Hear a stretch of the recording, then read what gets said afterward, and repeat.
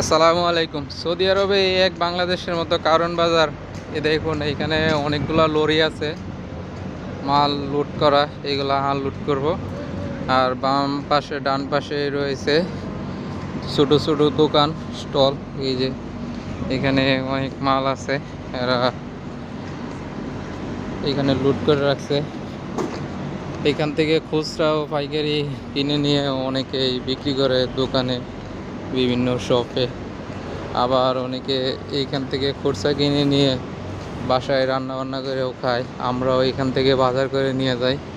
এই দেখুন আলু, পেঁয়াজ, রসুন সব কিছুই আছে। আর অনেক গাড়ি এইখানে, এই গাড়িগুলো লুট করা আছে, পরে আস্তে আস্তে আনলুট করব।